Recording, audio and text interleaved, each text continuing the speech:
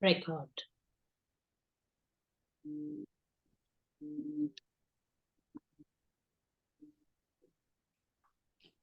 Hi, good afternoon, everyone. A warm hello from Delhi, which is now kind of warming up.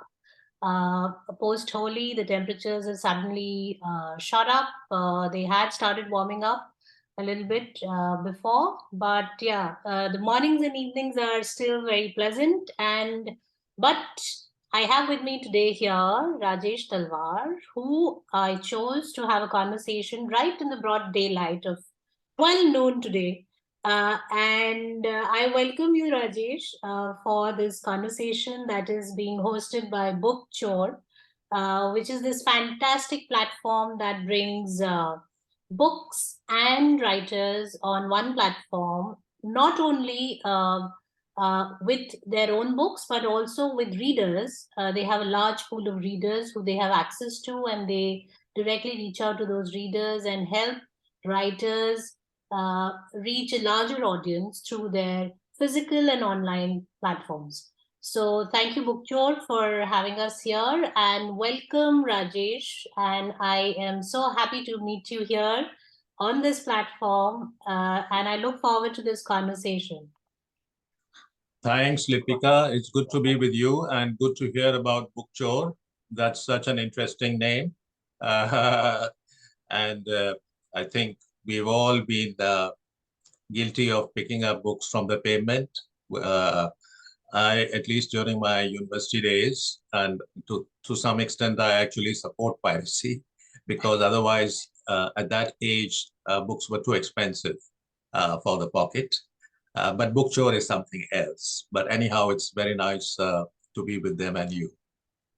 Well, that's an interesting point to begin the conversation with. Just yesterday, I was having this conversation with yet another writer, and I think somewhere everyone feels that the moment the book comes out into the gray market, or the pirated market, that's when Uh, it is a short success. So it is sure, a sure. fact which most of the publishers don't agree to. But if your books are there being sold at the crossings, at the red lights, then that means you are a super duper hit. And Absolutely, absolutely. There are two ways to figure it out. One yeah, is to look at the Thomas Nielsen ratings, which can go wrong. yeah. But the guy on the stall, he will not go wrong. He knows what is selling. Absolutely, absolutely. Yes. And I think that's also another very interesting point to begin with, because today the book that we are talking about is called The Boy Who Became the Mahatma. This is a playwright, this third playwright, and the second one for children that Rajesh has written. The first one, right before that, which came out last year, was The Boy Who Wrote the Constitution. And this one, again, as the name rightly suggests, is on Mahatma Gandhi. And while we started something on the word chore, I would like to begin from the point which was highlighted by Rajesh in this book. It's a fantastically written playwright where a group of children are deciding how to present Mahatma Gandhi as a child and how to present his life by way of a play they want to put together. And there's one episode that is on stealing.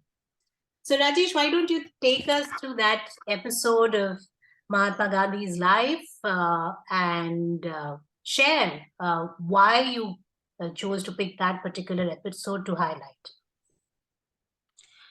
Thanks, Lipika. Since this is a play for children, I had to make it interesting. And uh, unfortunately, Mahatma Gandhi, he has become such a Mahatma that he is not real to many people. And in the beginning, when the children are thinking, what kind of a play are we going to write? And is it worthwhile writing on Mahatma Gandhi? One of the kids says, he must be too good. And that won't be interesting to write something on somebody who is too good. And then Milan, who is working on the script, says, no, actually, Mahatma Gandhi did many bad things, but he realized Soon after that, these were bad things.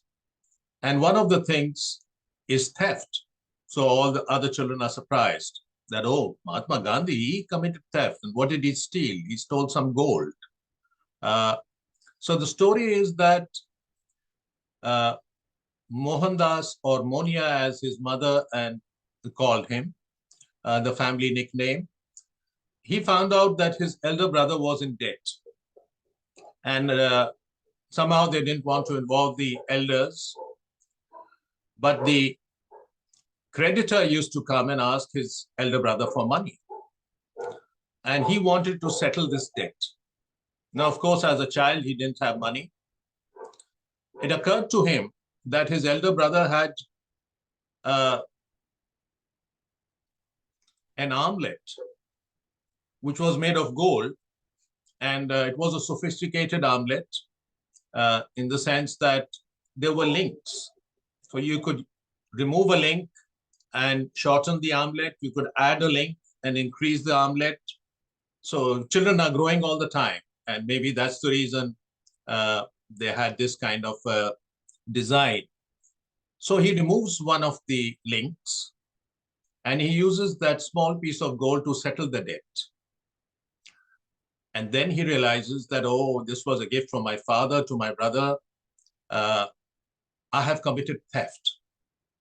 And he writes a confession note to his father. It's a very moving scene because he feels he cannot speak about it to his father. So he writes out this confession and he's expecting punishment. So it brings out the relationship with his father. Of course, as adults, we can see that Gandhi is perhaps being a bit harsh on himself because he was well-intentioned. He was using that gold to settle his elder brother's debt, not for any personal profit or to satisfy some, greed for gold. His father, when he hears the confession, he is very affected by young Mohan's honesty. And instead of punishing him, Gandhi sees tears roll down his eyes. So it's a scene which can be, I suppose, useful in modern day life also for parents in terms of how they should be parenting their children.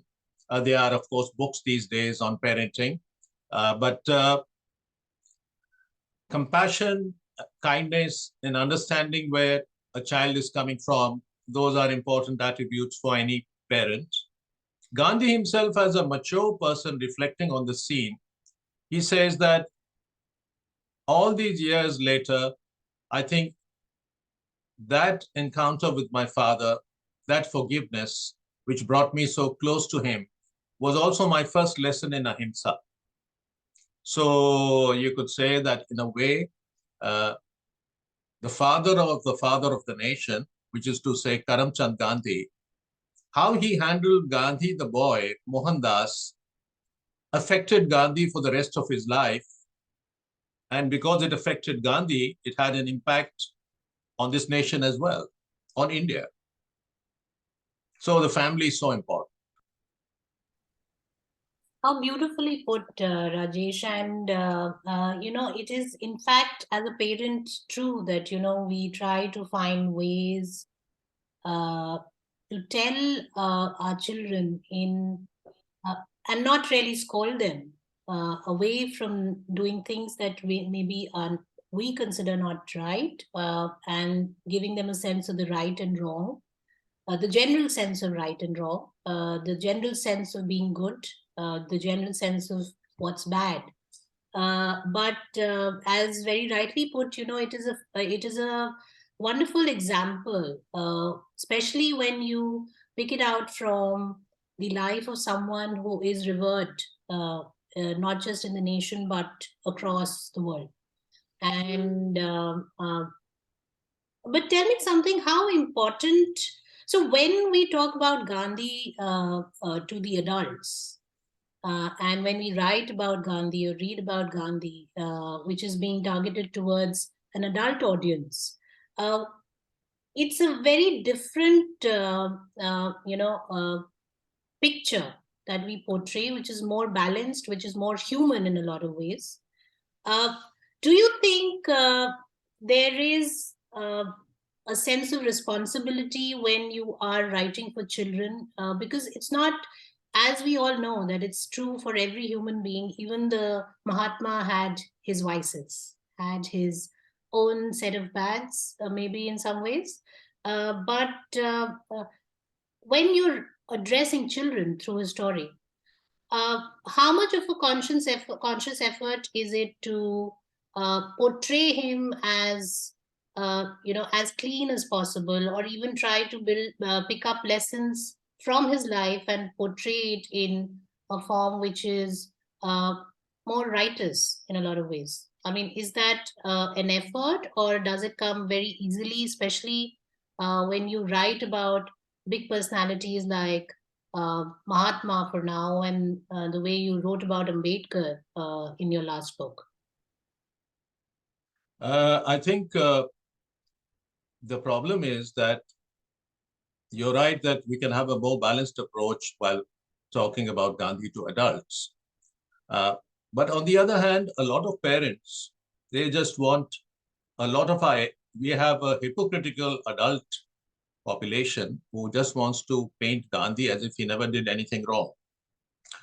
There was some difficult choices I had to make. For example, Gandhi writes about a time when he, with a cousin or relative, uh, they used to go off somewhere to smoke cigarettes. They started off by collecting cigarette butts, and then they felt it was humiliating to collect cigarette butts, so they stole some money and they bought cigarettes and they went to smoke cigarettes. And among the other experiments was to cause themselves self-harm. So Gandhi himself writes that he mentions it as suicide. Now, suicide is a complete no-no for a children's book. So I spoke to some people and they said, no, you can't talk about suicide in a children's book. But then I spoke to a Gandhian friend of mine who is also working in a school. And he said, listen, I think this is very important. What you do need to do is to change it, perhaps not use suicide, but mention self-harm. Because actually there is an epidemic of self-harm in the world today amongst youngsters, among teenagers. And it was more in the West, but it's even come to India. And lots of young people cause themselves harm. And actually, when I thought about it and I thought of Gandhi's reminiscences, I think he used the word suicide, but he actually meant self-harm. But self-harm was not such a common concept in those days. Uh, and I thought, yes, this is a very important scene, but it needs to be handled carefully.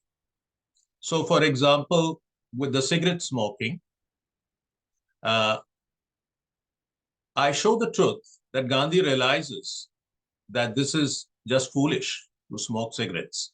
And he and his cousin, they both decide we are not going to be smoking cigarettes anymore. So towards the end of the scene, we have the mature Gandhi who comes in and says, this is just a foolish idea. Because in a children's book, of course, you can't be sending out wrong signals. And also, he reflects on self-harm and he comes out very strongly against it. So I think for a children's book, certainly you need to have lessons for the children in subtle ways, because so in that sense, uh, you have to write it differently, but it doesn't mean that you ignore the reality of the person. So Gandhi, for example, also misbehaved with Kasturba when they were both children. Misbehaved in the sense that he was a very jealous and possessive husband. Of course, we have to remember they were both 13 years old, so that was really a child marriage, and they were fighting like children, maybe. Uh, but nonetheless, he was trying to be dominating. Later, he realized his mistakes.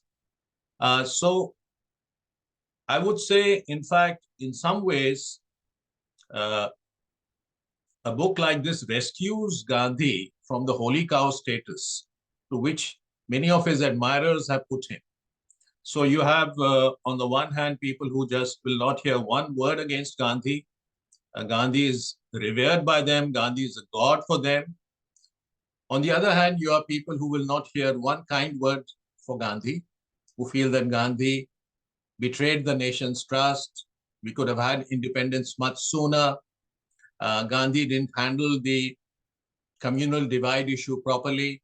There are all kinds of uh, people who are extreme in both ways. So I think the real position is always gray. It's somewhere in between. Gandhi had his negative points. There's no question about it. And yes, when you write a children's book, you can't write, obviously, something which is completely negative. When you point to the flaws, you have to then bring in a lesson and explain that Gandhi realized these were flaws. So there's a bit of selection going on.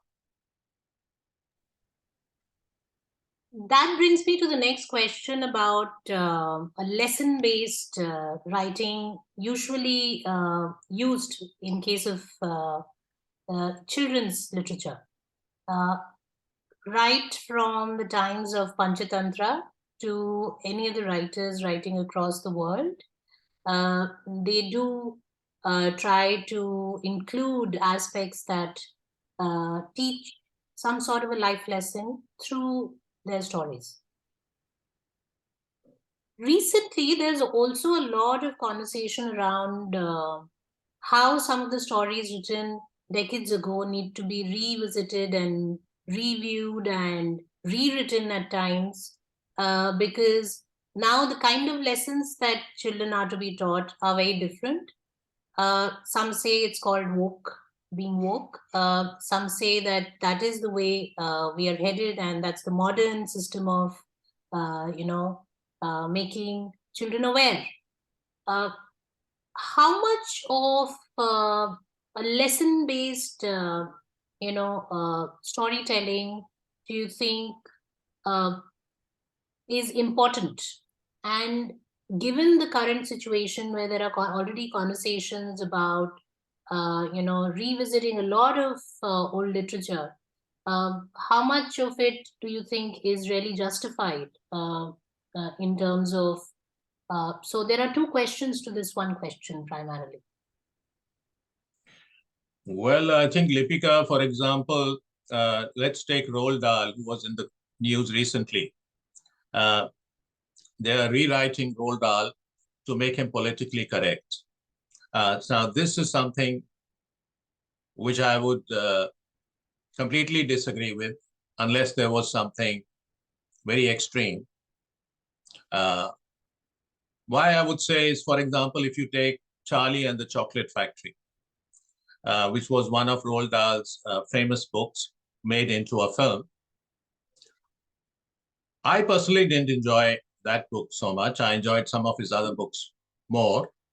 But now, if Charlie and the Chocolate Factory was being reviewed by a communist party, say somebody like Pol Pot or Stalin, he could say, you have to change the name Charlie because Charlie is too royalist a name. There are too many King Charles. We need to have somebody like Hans. And chocolate, we have to change it to bread or something more proletarian because chocolate is what the bourgeois eat. And chocolate factory, are the workers getting a fair wage there? Are they being paid properly? Is the factory obeying all the safety guidelines? Is this included in the book? Because we have to give children the right message. So then, you can't have any literature. Nothing can happen because you are so politically correct that you destroy something very beautiful. Children will figure out. I think we don't have to spoon feed them to that extent. They will figure out that this is, and they will resist the idea of being indoctrinated. So the best lessons are those which are taught subtly, where the lessons are imbibed without it seeming like a lesson. Very rightly put. As a parent, and a parent in a world where we are seeing a whole lot of conversations which we as adults don't understand. Uh, Reason being that we were brought up in a very different set of environment. In the last couple of decades, things have changed drastically. I mean, the movement, probably my parents had it easier in a lot of ways than we do. Um, but taking a step back and going to the point where you talk about that particular incident from Gandhi's life, where he misbehaves with Kasturba, and where they are married at the age of 13.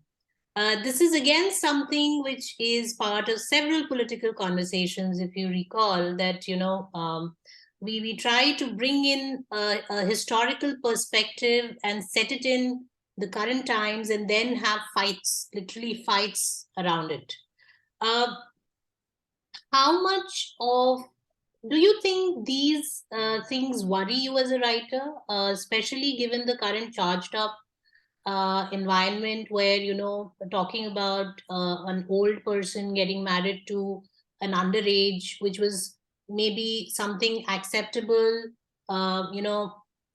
several decades ago, but with the rules and laws being improved and re-wetted, those things have changed. But when you are telling a story from those times, do you think it does it worry you as a writer to talk about things that may raise questions about, the laws and times, and might it as well also raise concerns whether we should be talking about these ill practices of child marriages anymore or not?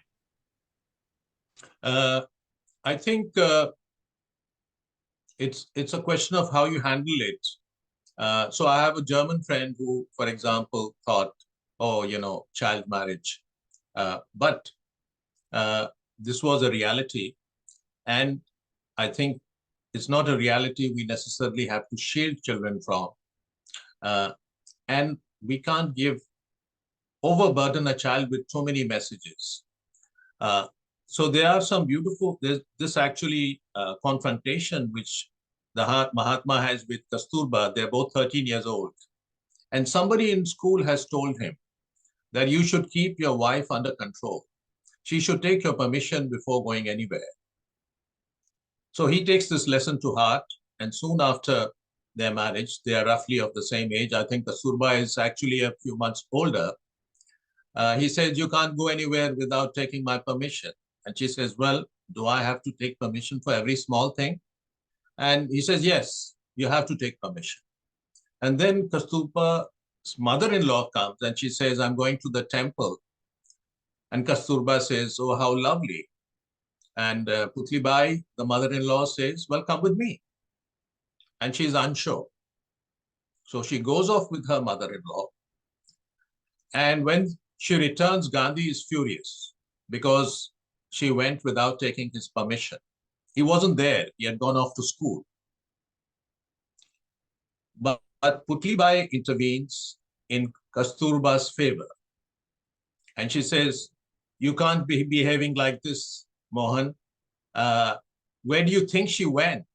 Why are you behaving like, you control her, you own her? She only went to the temple with me. And Gandhi's biographer writes that Gandhi that day was defeated by the power of logic. Uh, because, and he reflects many years later that he had no answer. I mean, she went to the temple. Uh, does she have to take permission for every small thing? And then Putlibai in the play asks him, does your father need me to ask permission from him every time I go to the temple or to go anywhere? So I think it's a beautiful scene which has lessons. And if you just want to black it out, saying that, oh, it was child marriage, we are indirectly promoting child marriage, then we are too lesson heavy, and Indians are actually as guilty of being lesson heavy. We are very moralistic people. We are over moralistic. So I think we should err on the other side. Ah, At this point, I would like to maybe move quickly to the writing part, which while we've discussed the book and some scenes, and Rajesh is a prolific writer. He comes out with one book every few months, and it's across genres. He writes on law, he writes non-fiction, he writes self-help, he writes for children extensively. But as a writer, how much do you think uh, of an effort it is to first, based on your research of the literature that's available on Gandhi, to research that and then translate it into something which is much more simpler and more comprehensive for maybe a 10-12 year old? I think I was very lucky in both these plays which I wrote. Subhash Bose may be a future candidate. Uh, that in the Ambedkar book, The Boy Who Wrote the Constitution, they are Ambedkar's own memories. And in the Gandhi book, The Boy Who Became the Mahatma, I believe that although I look at mkgandhi.org, I looked at lots of other writings, but I drew out almost 70% of the material, if not more, from Gandhi's own reminiscences, from his own autobiography. Uh, and here I'd like to say a few words about how terribly history is taught. You know, one of the reasons I think books like this, Gandhi book and the Ambedkar book, are important is because the history we have been taught is so depersonalized. At least when I was in school, it is just dates and monarchs and numbers and just remembering by heart. It doesn't give you a real picture. And even the so-called erudite historians like Bipan Chandra, Romila Thapar, personally, I always found them to be unreadable. I mean, what kind of history they write is a different debate, but they definitely write a very dull kind of history, an almost unreadable history. So, so these books can make history more interesting because they personalize the story. For example, one of the children points out how in his childhood, Gandhi is very impressed by his mother, Putli Bai. He says he sees that Putli Bai goes on fasts and she can fast almost at will. So there's a scene where the children rush out to see if the sun has risen uh, because it's the Ekadasi period and fasting is going on. And Putli Bai is not going to eat till she sees the sun. So just like all over the country during Karwa Chauth, the children go off to the roof to see the moon. In the same manner, the children went out to look for the sun. And this was their daily routine because their mother would not eat till she had seen the sun.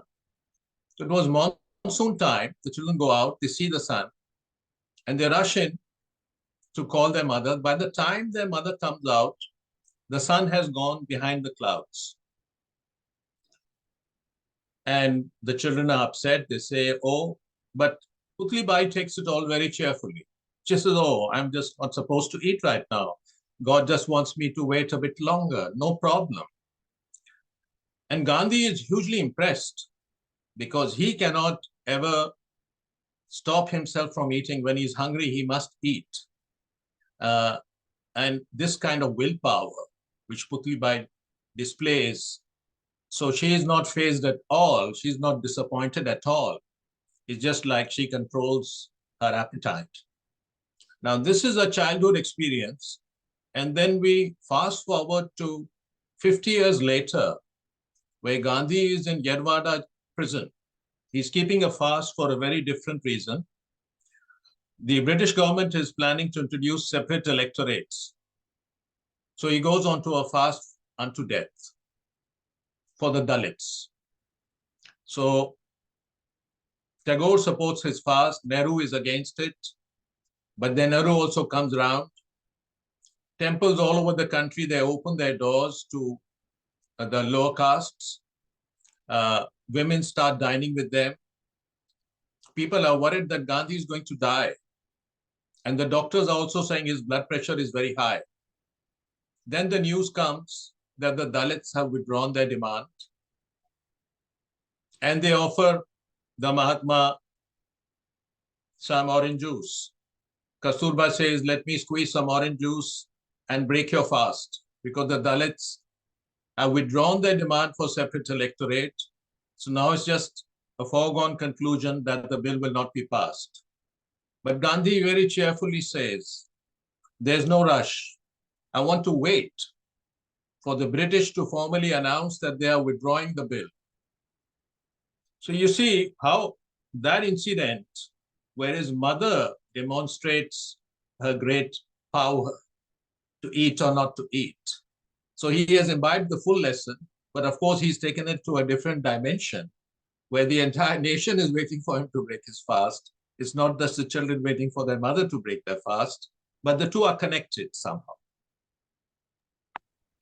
Thank you so much for sharing those small little episodes from the book and Gandhi's life, Rajesh. We are just about left with a few more minutes.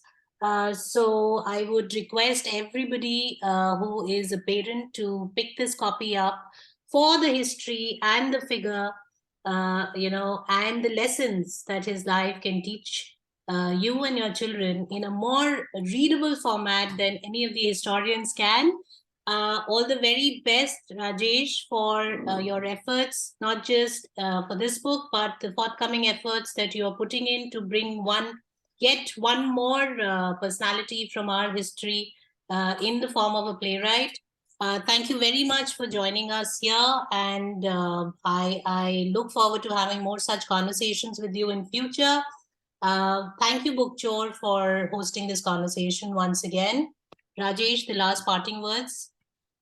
Thank you so much, Lipika.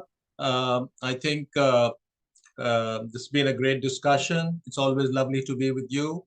And today I see we are talking when you are at home and I'm also at home. And I do hope to see you again. And hello to the folks at Bookchor. I hope your audience likes this discussion. Bye. Have a good day. And you. Bye.